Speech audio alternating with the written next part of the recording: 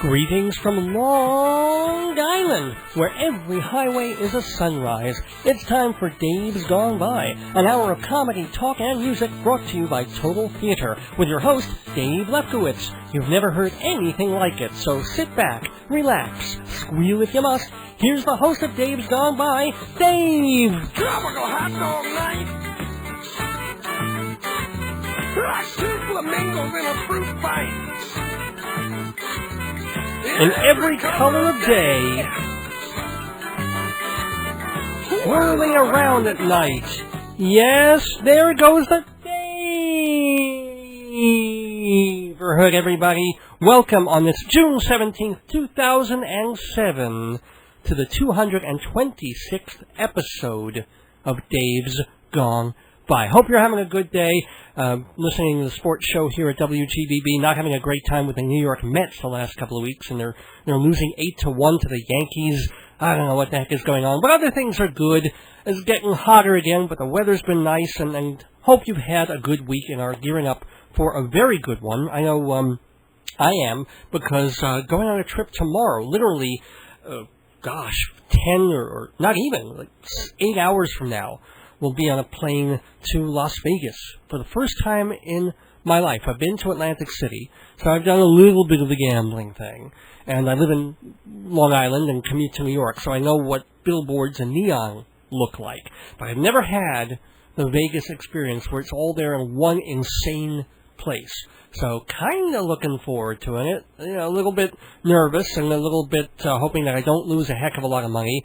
Looking forward to seeing the Cirque du Soleil stuff and seeing the shortened version of the musical The Producers that they have out there. And thank goodness, I know David Hasselhoff was supposed to be starring in it, but then I guess the Hoff didn't work out, and I don't know who's in it there. I do know it's 90 minutes long instead of 2 hours and 40 minutes or whatever, so that's what they do out there. They throw money at the stage, and they make everything bigger and more spectacular, and not necessarily better, let's say, but shorter, so that everybody can get back to the gaming tables, and I guess the buffet tables. So I will be telling you all about my Vegas trip next week, God willing. The plane lands, and I'm back here on time, coming out of various airports. I think there was a report that JFK is gearing up for so many masses of people starting tomorrow, and they're anticipating half the planes will be delayed, and God knows if I'll ever get to Vegas. We'll probably touch down somewhere in Minnesota.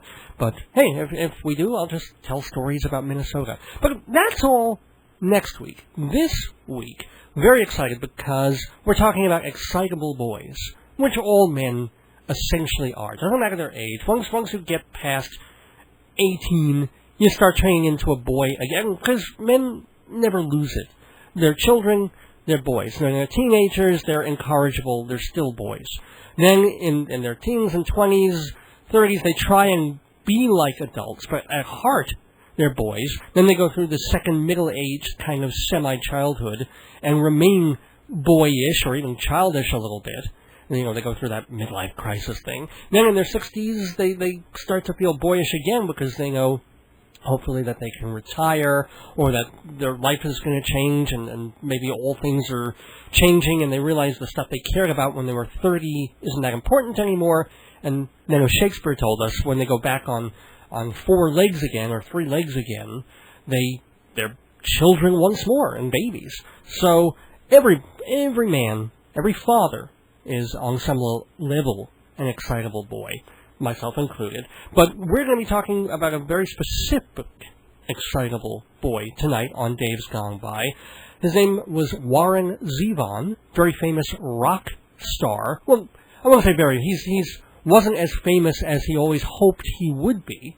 Didn't quite sell as many albums towards the last 20 years that he expected or really would have liked to. But he certainly made his mark on rock and roll with songs like Excitable Boy, Werewolf of London, Reconsider Me. Wrote one hit for Linda Ronstadt. He actually wrote a song for the Turtles. That was one of his earliest numbers that got on record. Warren Zevon, who is certainly beloved in certain circles for being a real rock star kind of persona. Pardon me. In other words, he lived the life of a rock star, even when his bank account was barely that of someone coming out of school and getting a secretarial job. He always kind of lived weirdly above his means, and not only that, he certainly lived a decadent and occasionally evil lifestyle. And all of that has gone into a book by Crystal Zevon. We refer to Crystal as his widow, even though they had not been married for many, many years before he had died. I mean, they had divorced for very good reason for a long time, but he had never remarried again, and she was ultimately the big person in his life, the widow. And so she's written a book about him. And when he was dying, he said, look, I would like my story told. And she said, okay, I think I'm the one to do it. And he said, but you got to do it full on, warts and all. Tell the whole story, the bad stuff. Now, it's very possible that if she had written a book only about the good things that Warren Zevon did, I mean, not counting the music. The music, you could probably do a 300-page book about how cool his songs are and all that. But if you just took his life as a husband, as a father, as a person, as a friend, and you had just the good stuff, it would be a very slim volume. However, if you include the evil and the nastiness and the bad things and the drinking and etc., well, you get a book that's about 400 pages long, and it's called I'll Sleep When I'm Dead, The Dirty Life and Times of Warren Zevon, which has been written by Crystal Zevon. It's out now. I've read it cover to cover, and yeah, it occasionally has a little bit too much detail from his journals and diaries, but it's pretty compulsive stuff because he had these famous friends, and page after page through a lot of it, he's doing stuff where you're slack-jawed and you're going, why doesn't someone arrest him, hurt him, kill him, or at least run away from him, divorce him, or shock him into something? And yet, page after page, you just go like, ooh, what's wrong with him? Well, Crystal Zevon will be here in the neighborhood to answer all those questions and more about Warren Zevon and her book about him, I'll Sleep When I'm Dead, just in time for Father's Day, like one of the worst fathers in the history of the universe. But what's also cool is that I couldn't do a Father's Day thing without bringing in my own dad, Philip Lefkowitz, and he'll be talking to us briefly about one very nice and happy little part of his life, which was back in the 60s, and I guess probably not the early 70s, but more towards the late 50s, early 60s, of when the Greenwich Village was that very special place. It was so special that you put the in front of Greenwich Village. And all the musicians were there, the new comedians. There was something really exciting, percolating around West 4th Street and that environs. And he would go down there to a place called the Village Vanguard that I believe is still extant and still a club with musicians and stuff. And he would just have a wonderful time almost weekly to come down and see jazz musicians that he'd be interested in, and I think later on some folk people as well. So he's just going to give us a little slice of his life. My dad's been on the show a few times, and he's told all sorts of stories about his life, but we've never heard this one. So he's going to do that tonight on this Father's Day edition of Dave's Gone By, which is brought to you by our usual sponsors, MortgagesRock.com, the place to get mortgages, and also the place where you can learn to give your friends, relatives, enemies, and neighbors mortgages and loans.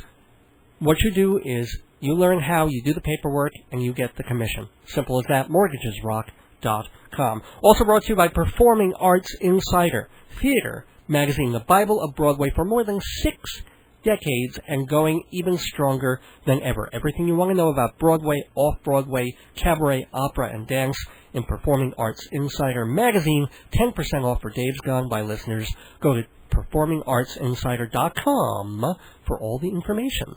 Also, we're brought to you by Hewlett Minuteman Press, 1315 Broadway in Hewlett. They are the copy kings of Broadway. They're next to the new Loman's Shoe Store in Hewlett, right by that bus stop. And as I said, you go in there if you have copying, printing, binding jobs. They can put laminated things on mugs. They do it all. and they're at 1315 Broadway. Their number is 516-569-5577. 516-569-5577. And finally, shout out to my sometimes co-host, Jeff Goodman. Jeff will also be coming to Vegas with me, so I'm sure he may have some things to say, although I think he may be staying a little longer than I am out there. But he also runs Fancy Schmancy Balloons for all your party decorating needs. And love those big balloon columns for things like graduations and bar mitzvahs and christenings and office parties. 516-797-3229. 516-797-3229. It's balloons, it's centerpieces, and if you need stuff like DJs and flowers, he can hook you up with that too. But his main thing is centerpieces and flowers. So we are bringing flowers to dads tonight on Dave's Gone By. We're going to be back with my dad right after these messages.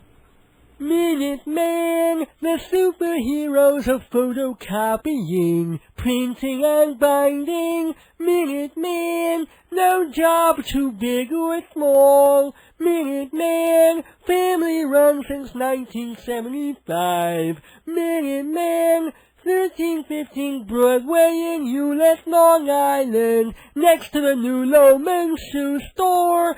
Tell them Dave sent you for 10% off. Minuteman, hero of our photocopying dreams. Yes, indeed, that's the Minuteman jingle. I'm so proud of that.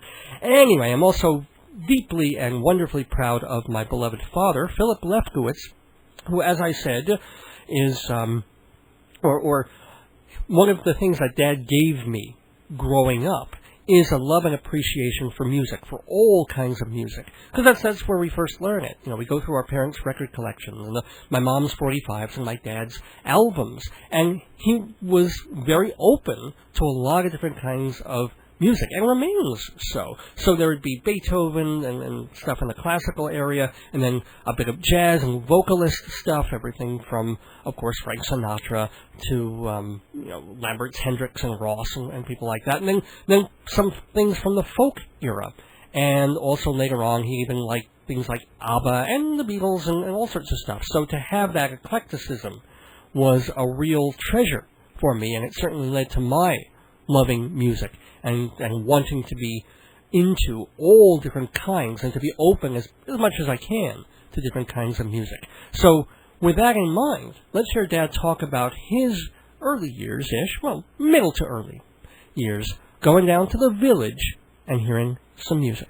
Sunday afternoons meant the Village, Greenwich Village, Vanguard in the city, Manhattan, where for $2 admission fee, no minimum, no cover charge, you could sit and listen to some of the best jazz around, like Ahmad Jamal and the MGAQ, the Modern Jazz Quartet, along with other types of music, notably folk, another genre on which I was particularly keen. One Sunday, I had gone to hear the Mitchell-Ruff duo, with whom I had become familiar via their records, on the Roulette label, I believe. This duo, strangely enough, was made up of two musicians, Spike Mitchell on piano and Billy Ruff on either French horn or bull fiddle. This seemingly odd combination made some great sounds together, including, most notably, at least to my ear, Fugue for Lulu. Imagine my excitement when I reported to the Vanguard Sunday afternoon, filled with anticipation, and they did not let me down. I was surprised, however, when the duo came on as the opening act. I could not imagine what the headline act would be like, at that time never having heard of, quote, the slightly fabulous Limelighters. What a treat they turned out to be. I remember the announcer saying, now straight from Chicago, the slightly fabulous Limelighters. I imagine more than a few listeners have heard of Glenn Yarbrough. He was the group's tenor and lead singer and went on to a successful career on his own after the group broke up. But together, as a unit, they had a wonderful sound, adding a dash of humor by their bass player, whose name escapes me, Lou, I think it was.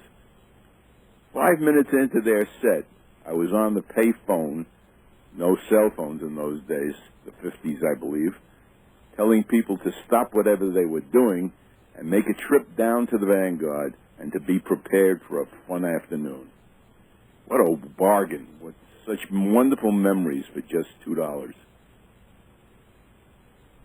That's it. Okay, listen to me. No, I mean listen to me on compact disc, where bunches of past episodes of Dave's Gone By are yours to hear over and over again. Comedy sketches like Mills A-Poppin' and Handyman Yoni, visits with guests like Reckless Eric and Julie Haggerty, punchlines and politics in the news gone by, all just $11 a disc, shipping included. Visit davesgoneby.org or call 516-295-1511 for me on CD.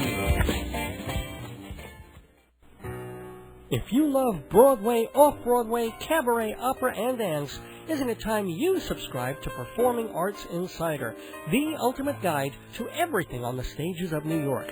Listings, reviews, box office, and production news, all at 10% off for Dave's Gone By listeners. To subscribe or get a sample issue, call 516-295-1511, 295-1511, or see performingartsinsider.com.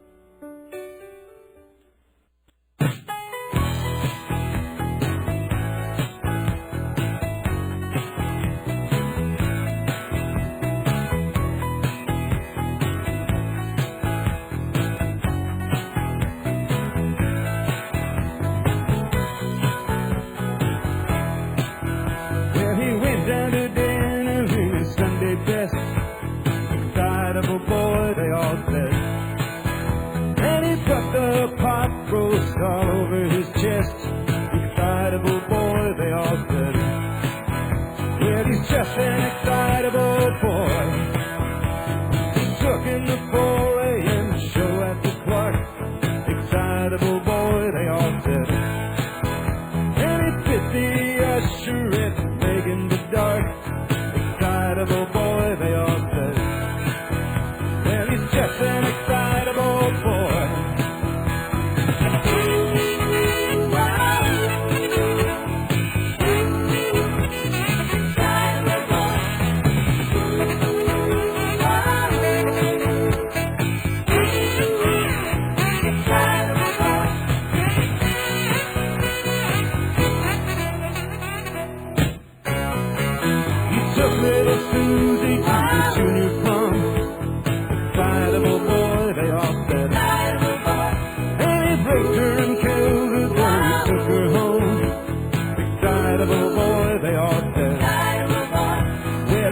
An excitable boy. After 10 long years, they let him out of the home. Excitable boy, they all said. And he dug up her grave and filled the cage with her bones. Excitable boy, they all said. Well, he's just an excitable boy.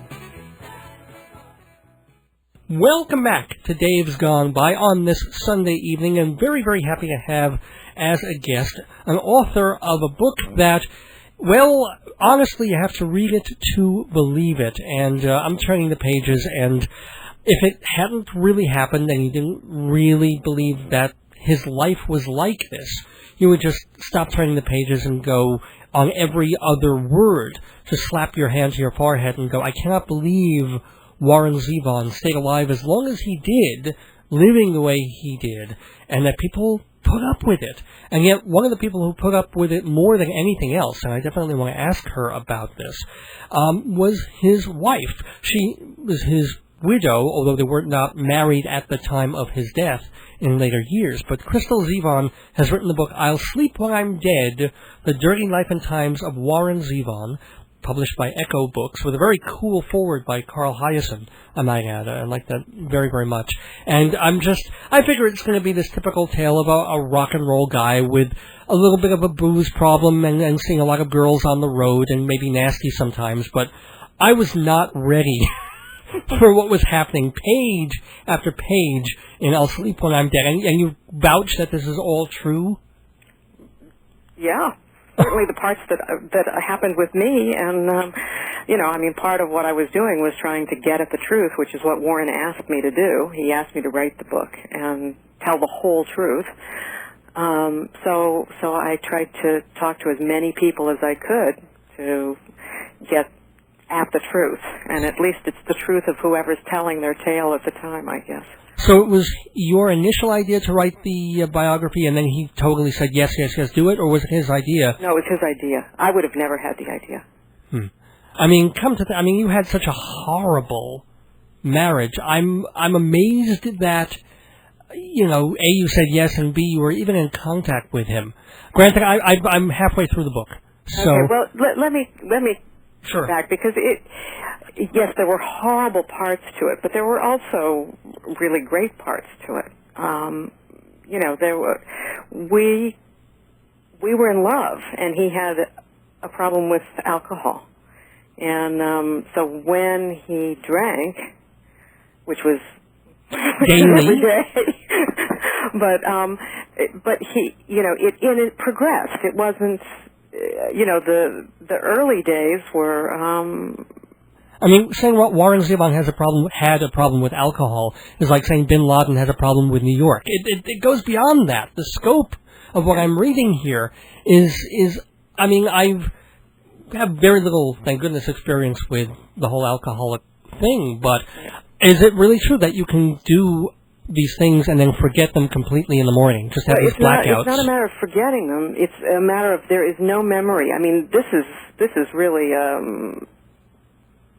true. Scientifically documented that there is something that happens in the brain of an alcoholic when they go into a blackout, that there is no retrievable memory. So you can be talking and walking and driving a car and literally not remember, how you got from point A to point B, or people call the next day and say, remember when you such and such, and you don't remember. I had a problem with alcohol, too. I was not a blackout drinker to the extent that Warren was. But, yeah, it happened in a blackout. And then the next day, he knew something happened, but he didn't know what, and we would both tiptoe around the issues. So, well, but that's, with all due respect, that may have been some of the problem, because when you say tiptoe around the issues, people reading this book will discover that you were abused. There's no other word for it. No, I was a battered wife. And,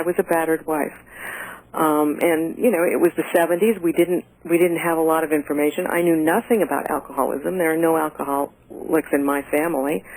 And I loved him. We would have this wonderful relationship, and, he was brilliant and funny and intelligent and all those things. And then at some point I'd say the wrong thing, or, the weather wasn't doing what he wanted it to do, whatever it was, and he would turn on a dime and become violent. I have to wonder also if on some level he was sometimes blaming the alcohol for everything. It seems, yes, there were times that he blacked out and blah, blah, blah, but there were other times when he was being completely sweet. He would say something, and he would punch you in the mouth.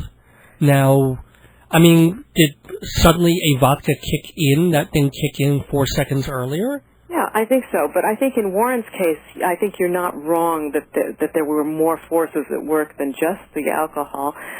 He was obsessive-compulsive, which we didn't know. Nobody knew what that even was back then.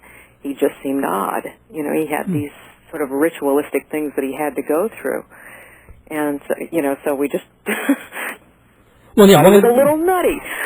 Well, one of the things that's in the book, you quote very much from his diary, and even the little things from the most, like, had lunch here, and I took this Darvon here, and had a good meeting with my kid. And then there was one time when he goes to a doctor, and the doctor says, "Good news, you're not psychotic.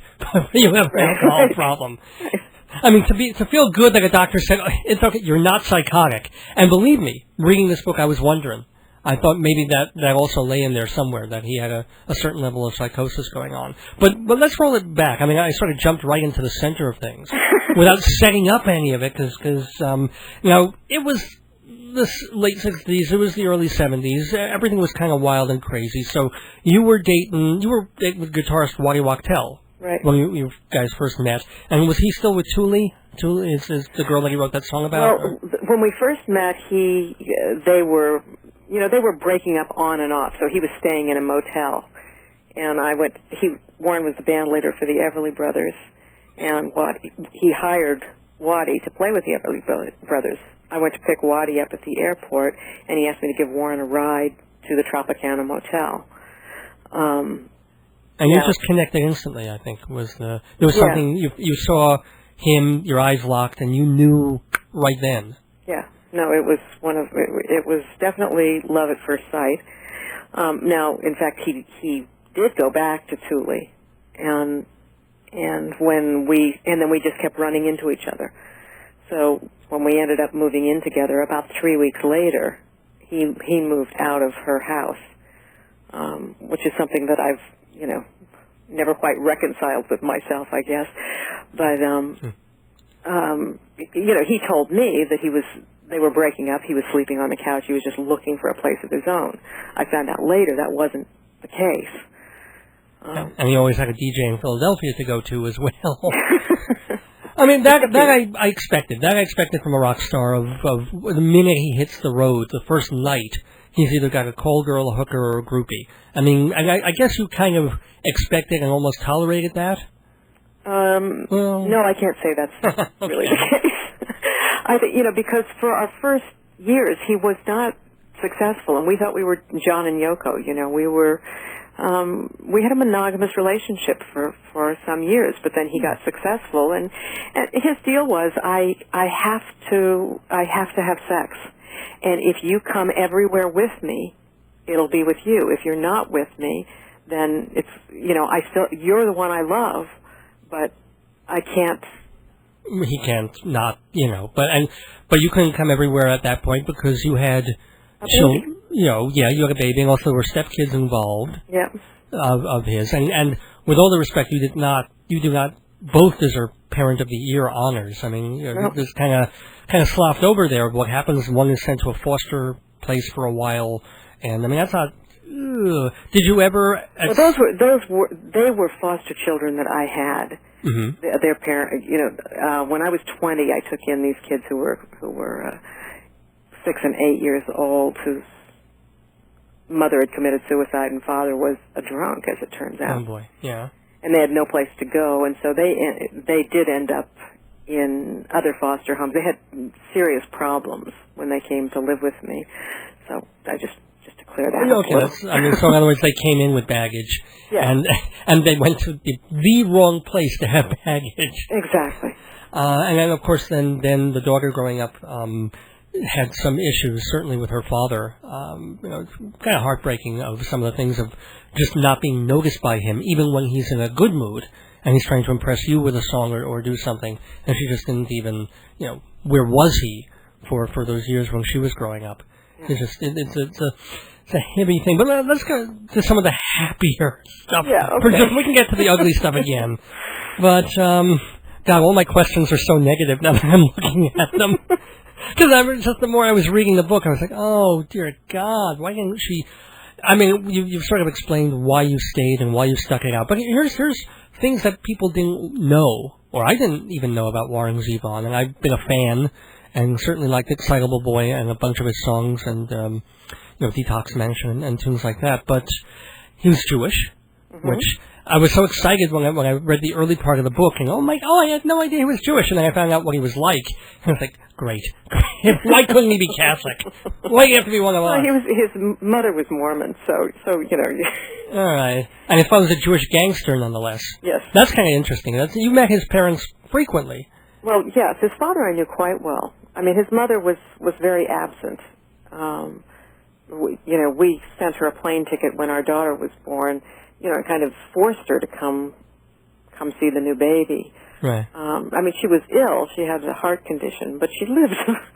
She lived to a ripe old age. So. Right. But his father was a very colorful character. I adored his father. I mean, the dad, I mean, aside from obviously having a very naughty line of work, seemed like he was always giving Warren money or cars, and seemed that was his way of being affectionate. So I don't know if Zevon was starved for affection in the way that you might expect, considering how he turned out. Or was it just the father was throwing money at him instead of? Well, I don't think his father knew how to give him that kind of affection. I think that was his way of showing him affection. You know, he was a gruff guy, or he was a gangster. You know, he was best man at Mickey Cohen's wedding. Oh, good God! Yeah. So you know, he didn't know how to parent, and so Warren didn't have any parenting skills, you know, in his background. He adored his children, though. It's important to say that. Okay. You know, he didn't know how to be present for them when they were young. But he had pictures of them. He talked about them. So it wasn't a matter of not loving them. He just didn't know how you did it. So, you don't have satellite radio, you don't have an iPod or 100 music channels on your cable. Doesn't matter. Live365.com has dozens of radio stations in all sorts of formats absolutely free. And one station, DFSX Radio, plays vintage episodes of Dave's Gone By every Saturday night at 11 Eastern Time. I've even put their link on davesgoneby.org. So, just click to hear music and talk and me free on DFSX.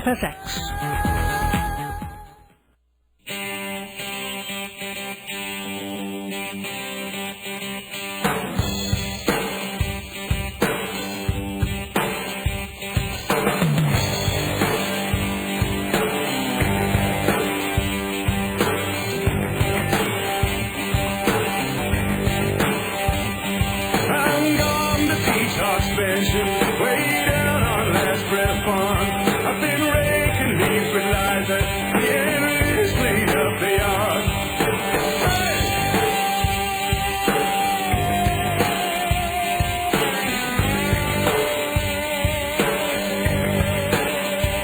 Left my home in Music City, in the back of a limousine. Now I'm doing my own laundry, and I'm getting those clothes clean.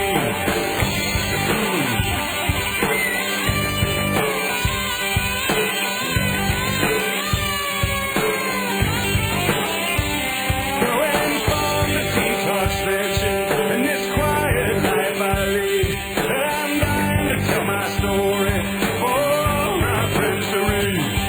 It's got to be somebody. It's hard to keep from falling apart.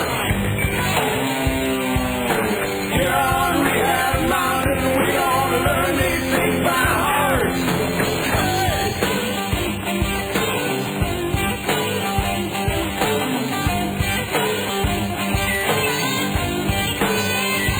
Well, I'm gone to detox station, way down Last Breath Farm. Been making leaves with Liza, the enemies clean up the yard.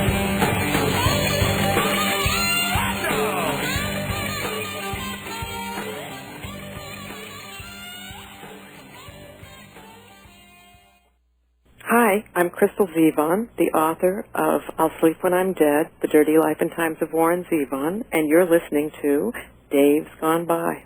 I did an interesting thing today. I went to a Zevonathon, which was held by some of Warren's fans in New Jersey. Okay. Congregate. So in other words, that meant that they played a lot of their music, or played a lot of his music. They play a lot of his music. They have memorabilia like wallpaper. They have created games like Zevonopoly and Clue Z. Is everybody alive at the end of the Zevonathon? You know what? They make Excitable boy pot roast. Oh, good. I'm not kidding. It's funny that on some level I totally understand it, but even in the book, all through the time, you're always defending him and taking him back, even when he does the worst possible excesses. And even now, you've devoted, I guess, a year or two or three of your life to compiling this book and to going to Zevon Fest. And it's, again, I think I said in the opening of this piece that it's not as if you were with him when he had the cancer, you were still married, and you're his widow, he died, blah, blah, blah. You were not married for many years up until the point, and yet you stayed friends, I assume, amicably towards the later period. We did. We were friends, I mean, after we got over the initial divorce period. And, I can't say that even that was, we weren't hostile towards each other even then. We loved each other, but I couldn't be a parent and, deal with that lifestyle. And he did get sober. He was sober for 17 years in the 80s. It wasn't until 86 that he got sober. But and then, as I said, I have not been able to get to the end of the book. Yeah, I just haven't had time, although I'm reading it and enjoying it a great deal. So it's not as if I'm sort of slogging through it. I'm paging through it as quickly as I can. But I did read, I think in the blurbs or the promo material, that once he knew that he had cancer and he was going to die, he did fall off the wagon for a bit. And I guess I understand that. I mean, why not? What do you have to lose? Was that the thinking? Well, I don't think it was what you have to lose. I think he knew what he had to lose in a sense. I think he got scared. I mean, as anyone would. He apologized profusely to me and to both of his children for having done that, for drinking. We all knew where he would go, and so it was very sad for all of us. But he was also had a lot of people around him who said, take a drink, buddy.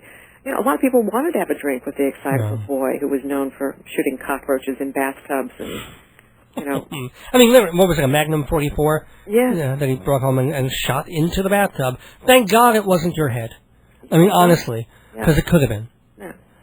And, ultimately that was when he tried to get sober, and when he picked up a drink again, that's when our marriage ended. Right. But it's important to understand, he also, I mean, he's a genius not just because I'm saying he is or because people who enjoy his music are, but, he tested a higher IQ than Einstein. I mean, he was, so part of his torment was this mind that never stopped, and I think there would be times when he just wanted it to stop. He'd say, he would have liked to be normal sometimes, but he couldn't. Did he ever finish the symphony? No. No, he didn't do that. I always wonder, and maybe this is a question you can answer, do you think that if he had done, for at least a couple of years, a Brill building kind of thing, where he had to walk in at 9 in the morning, right, try and write songs, poetry, have a non-liquid lunch,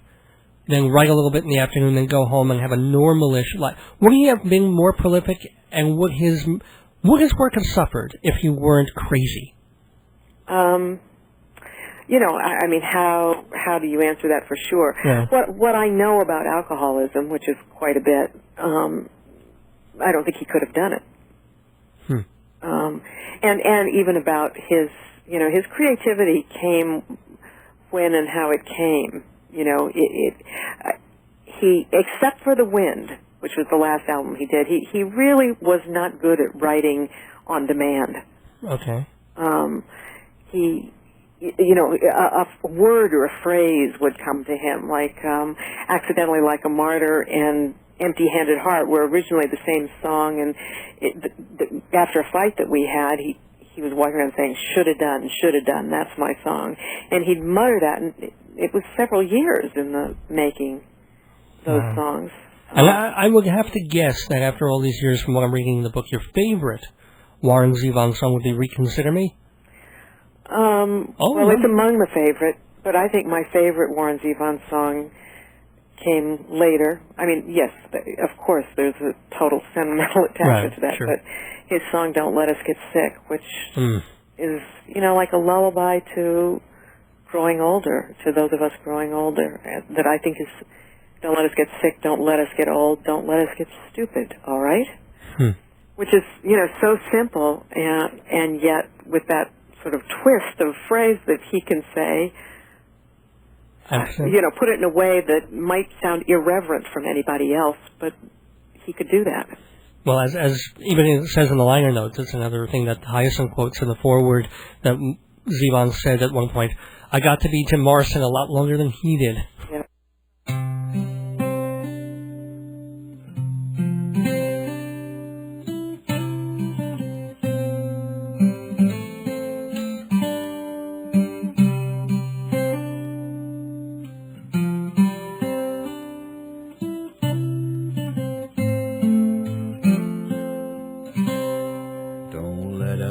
Get sick, don't let us get old, don't let us get stupid, alright. Just make us be brave and make us play nice. Let us be together tonight.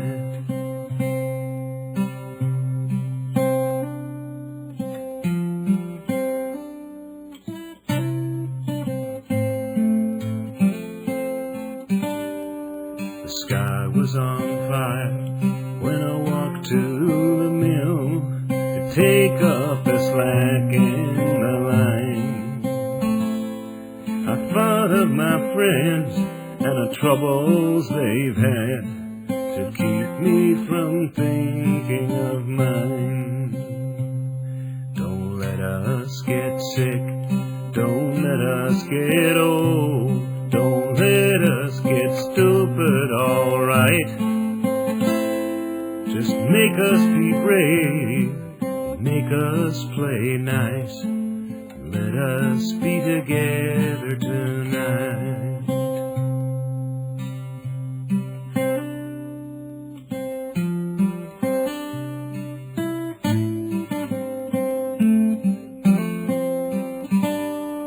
The moon has a face and it smiles on the lake and causes the ripples in time. Lucky to be here with someone I like, who maketh my spirit to shine. Don't let us get sick, don't let us get old, don't let us get stupid, alright. Just make us be brave, make us play nice. Let us be together tonight. Don't let us get sick, don't let us get old, don't let us get stupid, alright. Just make us be brave, make us play nice. Let us be together tonight.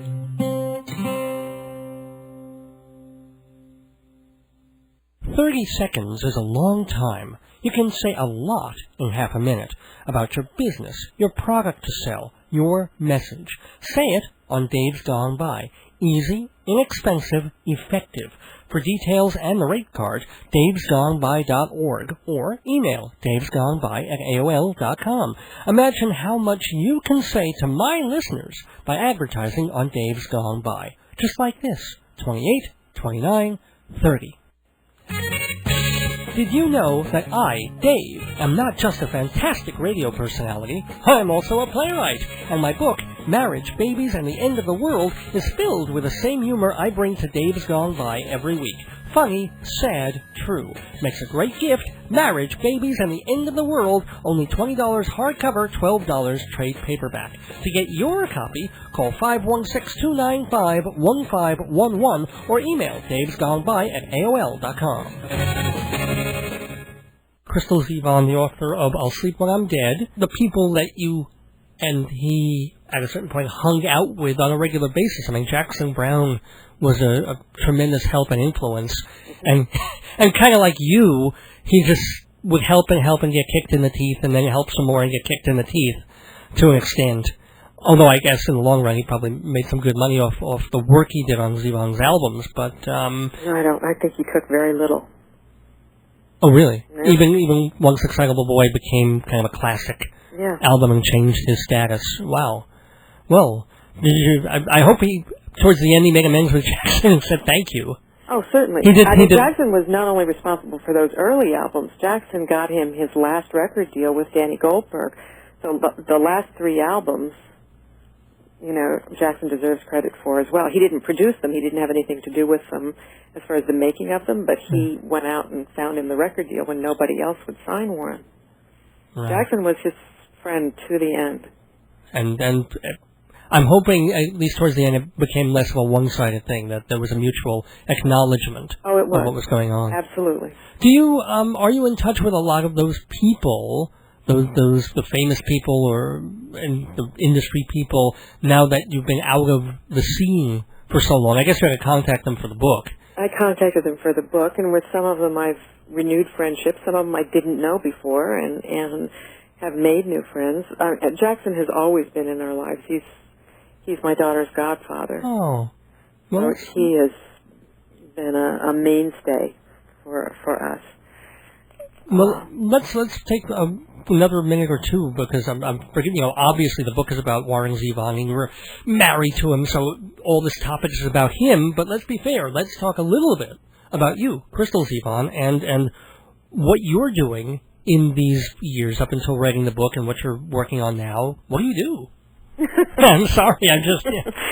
Well, Ariel and I... Your daughter. My daughter moved to Paris when she was 5 years old. And I lived there over a period of 15 years, spent 10 years there.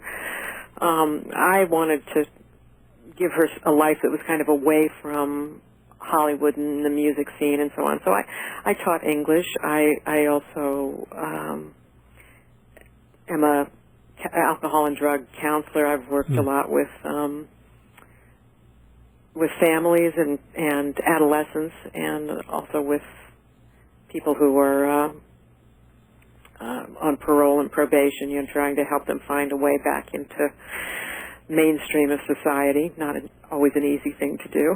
Well, I assume you have both experience and empathy, and that together, most people will have one, but you seem to have both in more supply than I think I could, or just a punch the clock kind of counselor would have. Well, empathy, a little masochism, maybe. Did you get married again? No, I never got married again. Neither did Warren. It's So he called me wifey to the end.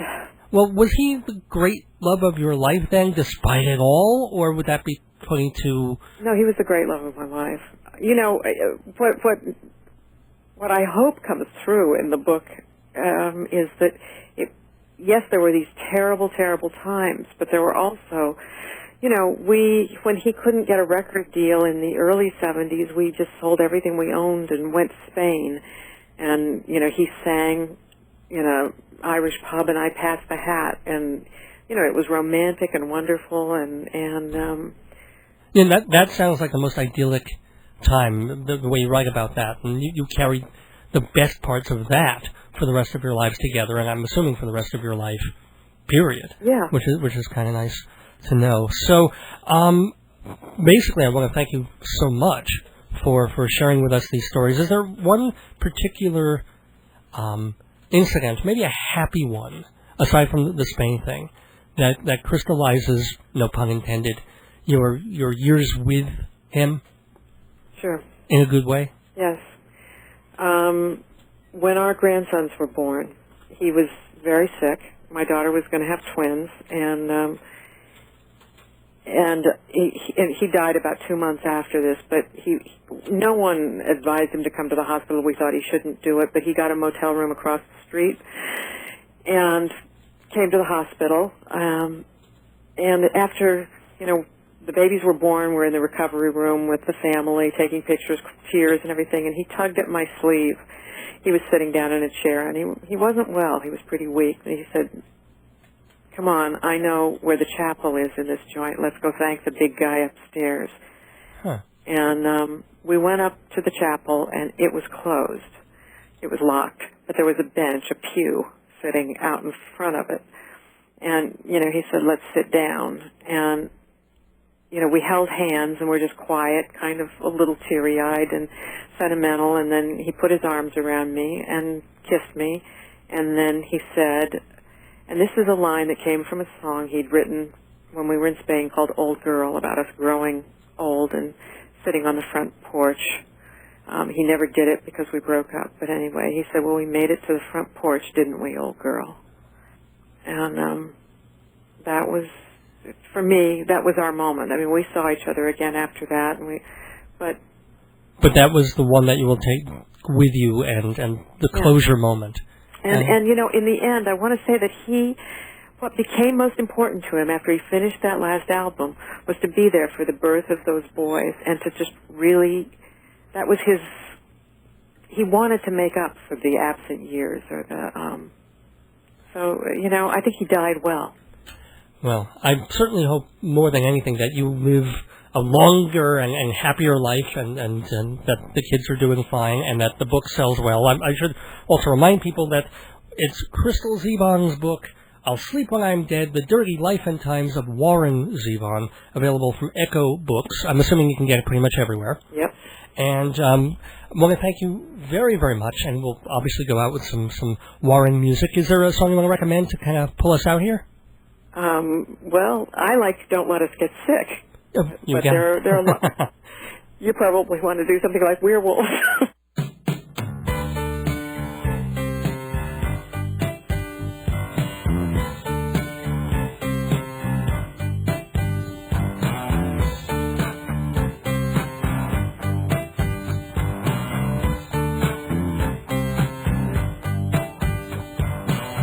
I saw a werewolf with a Chinese menu in his hand, through the streets of Soho in the rain. He was looking for the place called Lee Ho Fook. Gonna get a big dish of beef chow mein. Ahoo, werewolves of London. Ahoo, ahoo, werewolves of London.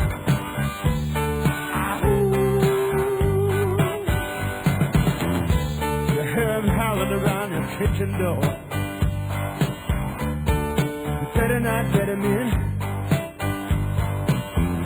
Little old lady got mutilated late last night.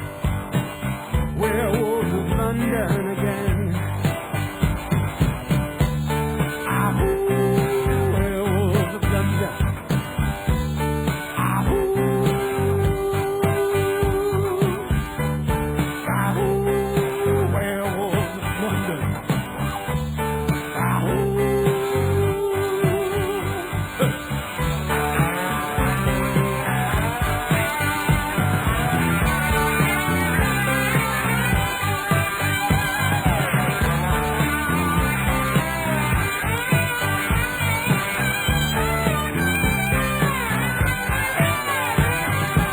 Hairy-handed gent who ran amok in Kent. Lately he's been overheard in Mayfair. You better stay away from him. He'll rip your lungs out, Jim. I'd like to meet his tailor. Ahoo, werewolves of London.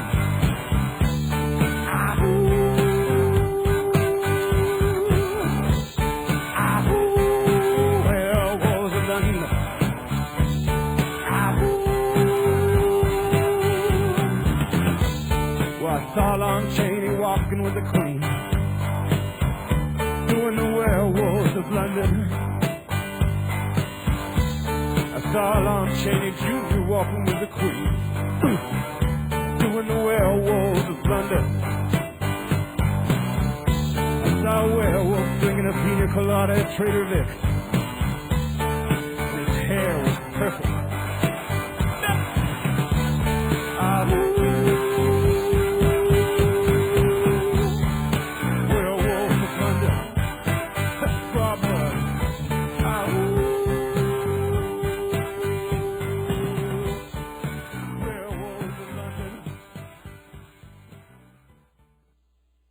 MortgagesRock.com, MortgagesRock.com, MortgagesRock.com, MortgagesRock.com.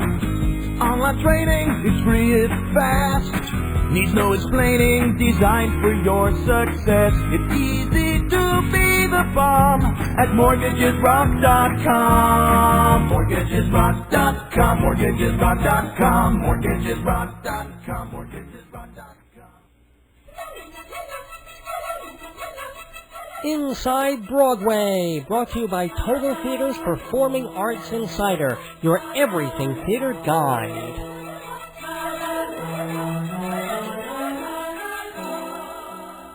Yes, we're going inside Broadway, following the tail end of the 2006-2007 Broadway season, which was capped a Sunday ago by the Tony Awards. In fact, the last Dave's Gone By episode went on the air just as the Tony Awards were ending, and not surprisingly, it was the lowest-rated Tony show in history. Well, Tony ratings have been down for the last few years. Pretty much, they got a boost. It was almost a decade ago now that Rosie O'Donnell really gave them something of a lift, and they moved to Radio City, and I guess that brought some ratings and excitement, but it hasn't been that way for the past few years. And this year, they had the double hit of being up against the NBA Finals. Not that those are really doing very well, especially in New York, ratings-wise, but also, right smack in the middle of the Tonys, came The Sopranos, and the extremely talked about final episode of that series, which I missed because I was here, and besides, I actually don't get that level of cable television anyway. So I heard enough about it that I didn't have to see it. They went to black. Okay, well, they went to black, and everybody should have switched back to the Tonys, where they would have seen Spring Awakening catch 8 wins, alongside The Coast of Utopia winning 7. The Tony Awards did get 6.3 million viewers on CBS, and it was the 61st annual Tony Awards. And of course, every time after the Tony Awards happen, since yes, it's about aesthetics, yes, it's about art and the greatness of Broadway, but it's also about money. So all the producers go nuts, and everybody gets to work the next day figuring out, okay, what's going to get a boost at the box office and really do well, and what can they promote on tour, and what is going to be in real serious trouble. And within days after the Tonys, 2 shows announced their closing dates. Radio Golf, which did not win any Tonys. That's the August Wilson play, the one that capped his 10-play series about the Black American experience in America over the past century. Well, it's a very good play and really well acted, but didn't get anything at the Tonys, wasn't doing great at the box office, and there's really no reason to keep it going, so they're going to close it on July 1st. And the revival of Stephen Sondheim's musical Company, which got really good reviews, and won for Best Musical Revival. It won the Tony. But that wasn't enough. It still wasn't enough to keep it going. So that, too, will close on July 1st. And I do recommend that everybody go out and try and see these shows in the 2 weeks before they close. Now, an off-Broadway show also announced its closing. That has nothing to do with the Tonys, but there's a show called B by an Israeli troupe called Mayumana that's downtown, and they're closing again July 1st. That's like D-Day Doomsday, just before the July 4th weekend. So if you want to see that, it's kind of like Stomp mixed with a little bit of Blue Man Group, with all those kinds of things. I wasn't particularly impressed by it. A lot of critics weren't.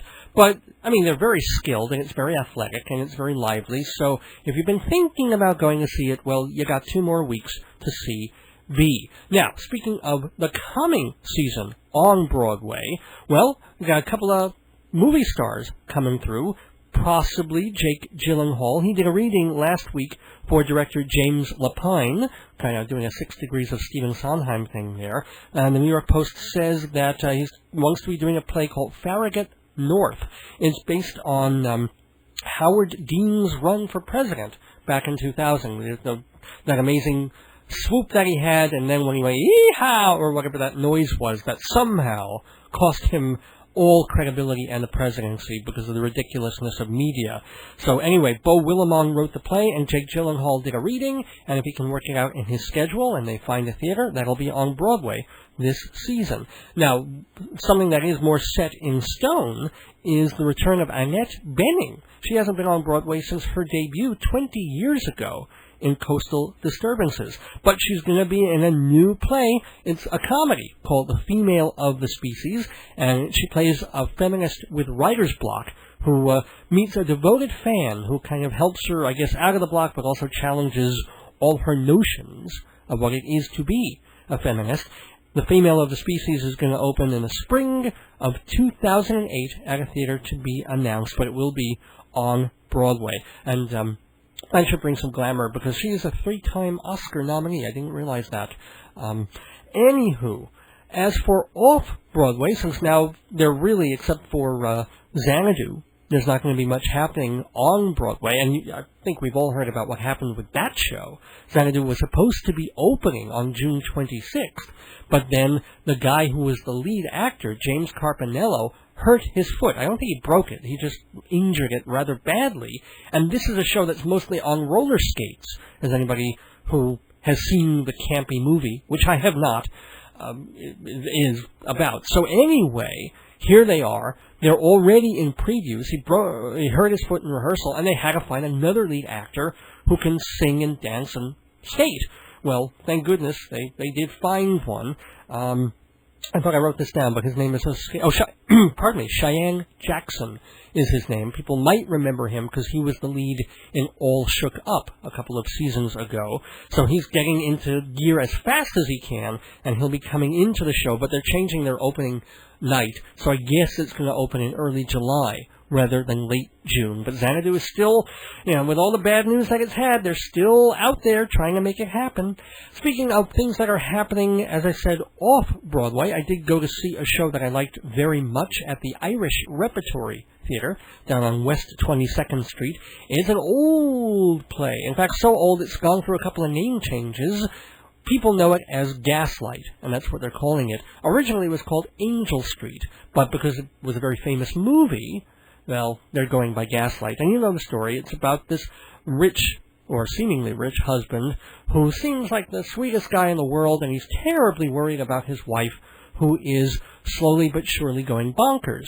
The thing is, she's not really going bonkers. He's just switching things around and making her believe that she's going crazy so that he can get her out of the way while he's looking for some hidden jewels in their new house. So it's an old story, and you kind of know what's going to happen, but the fun is in the watching, and it's an old-fashioned show, and I had an old-fashioned good time at the Irish Repertory Theater. I especially liked David Staller, who plays the husband, who's so charming and debonair, and then you see him going a little bit more desperate each and every scene that goes by. It is really, really good performance, and one of the main reasons to see the show. And it's also always fun to see Brian Murray, veteran actor, not to be confused with Brian Doyle Murray, who is Bill Murray's brother and is all those fun comedies. But this is Brian Murray. He does Broadway and off-Broadway all the time. He's got that just avuncular presence. And even though he doesn't always get all his lines right, he's a little slow on the uptake sometimes, but when he's on, he just has so much charm and so much fun. And he plays the inspector who makes sure to convince the wife that, no, she's not going crazy. She's being driven crazy by her evil husband. And it's really fun to watch the little moments that he has. I think my favorite was that she's been taking these medicines that have been given to her by doctors, that have been assigned to her by her husband. And he says, forget that for a moment. I have a special medicine that will make you feel a lot better, and it was much more suited to your condition.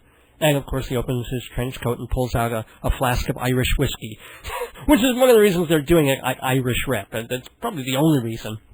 But I'm glad they are, because Gaslight is a lot of fun. So please, I think it's running also through July 1st at Irish Repertory Theater off-Broadway. And, of course, we'll have more off- and on-Broadway news and things to say next week and next time inside Broadway. We've just been inside Broadway, thanks to TotalTheater.com and Performing Arts Insider. Hi, I'm Drew Velting, and I'm New York's funniest psychologist, and you're listening to Dave's Gone By on WGBB.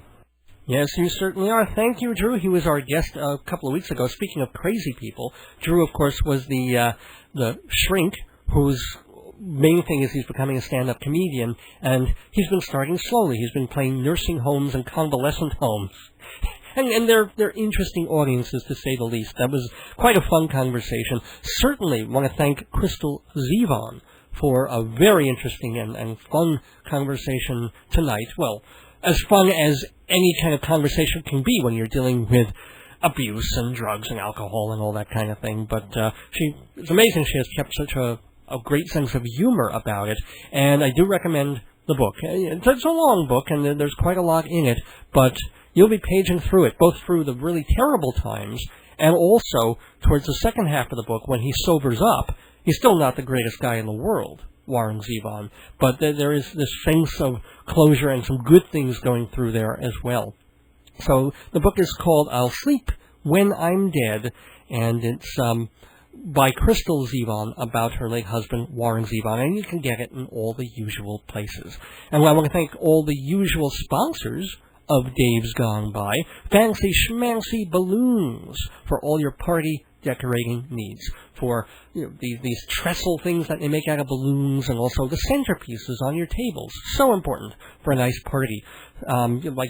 Just went to a wedding last week, and it does make a difference when you have really nicely appointed things. So call Jeff at Fancy Schmancy Balloons, 516-797-3229, 516-797-3229. Also, this program is sponsored by Performing Arts Insider Magazine. 10% off for Dave's Gone By listeners. This is the Bible of Broadway, folks. I know the Broadway season has ended, but a new one starts immediately. And then there's all this off-Broadway stuff. We've got these theater festivals that are going to be happening in July and August in downtown and midtown New York. You got to keep on top of it. You got to get Performing Arts Insider. Go to performingartsinsider.com for all that information. Thanks also to MortgagesRock.com. They will tell you how to get mortgages and how to give your friends and fellow man and woman mortgages as well. You do the paperwork, you get the commissions at mortgagesrock.com. And finally, thank you also to Hewlett Minuteman Press, the copy kings of Broadway. Again, 10% off for Dave's Gone By listeners. So walk into Hewlett Minuteman Press on Broadway, right next to the new Loman's Shoe Store. Tell them Dave sent you for 10% off. Okay, just have a couple of more minutes now, so I want to remind everybody that it's your last chance to catch Lisa Faith Phillips and Ellen Mandel doing Lisa's show, 7.5 Habits of Highly Effective Mistresses. Lisa is the actress who does this pretty funny show. Ellen Mandel is her music director and plays the piano. And, of course, Ellen and her husband, Michael Lydon, were in the neighborhood a few weeks ago playing their songs and talking about their music. Anyway, you can watch 7.5 Habits of Highly Effective Mistresses Tuesdays in June through June 26th at Dillon's. That's the club on West 54th Street. A couple of reminders. Watch for Jeff Goodman. He's the Fancy Schmancy guy. And me on YouTube, where for when we were on Two on the Aisle. We're in a couple of different episodes, and he's in a bunch more than I am because he and Charlie Gross co-host that theater program. It's called Two on the Aisle, and all you got to do is Google or Google, whatever you do on YouTube in their search engine, for Two on the Aisle. Also reminding you that back-to-back vintage episodes of Dave's Gone By may be heard Saturday nights at 11 and 12. They play 2-hour-long episodes on Live365.com's channel, DFSXradio.com. DFSX Radio. And, if that's too much to take down or you don't have a pen, just go to my website, davesgoneby.org. D-A-V as in Victor, E-S, goneby.org, and it'll bring you to all the links to all that cool Dave stuff, including also the fact that we have 25 of our episodes are available anytime for free at theaterpod.com.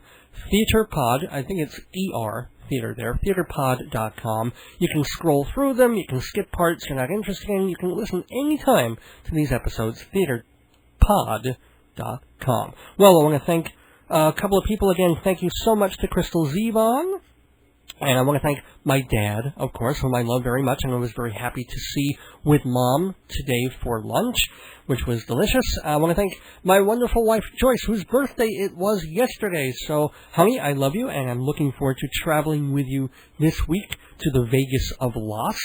And I want to remind folks that, pardon me, that in the coming weeks on this radio program, we've got some really cool guests, including, well, just in time for when we get back from Las Vegas next week. I will be here live, and my guest will be Frank Scobletti. Now, Frank started his life career as a high school teacher and also a local actor on Long Island. But then he gave it up. He decided to do something else with his life because he had a revelation. He had a vision. Well, not a religious kind of a thing, but a monetary kind of a thing. He went to the casinos, and he started to figure out how they worked, and he started to figure out just how to get a little bitty edge so that you come away usually with more money than when you left. He's written books and books about it. In fact, he's now become the best-selling author in America on casino gambling and gaming. Frank Scobletti will be here next week, June 24th, on Dave's Gone By. And then some great guests also coming up in the weeks ahead, including cabaret legend Julie Wilson. She's appearing not off Broadway, but at the Cabaret Metropolitan Room from June 16th to June 23rd. Go see her. I mean, she is a legend, and she'll be on our show very, very soon. We're also going to have Louise Sacco. She is the head of and co-founder of the Museum of Bad Art in Massachusetts, and the return of one of our most beloved guests on the program, Jill Sobule. That's all coming up in the next couple of weeks on Dave's Gone By. But we will be back next week, June 24th, Sunday night, with the 227th episode of Dave's Gone By. So until then, don't miss your days going by. This is Dave Lefkowitz, wishing you good night, wishing you plenty of lawyers, guns, and money, and gone by.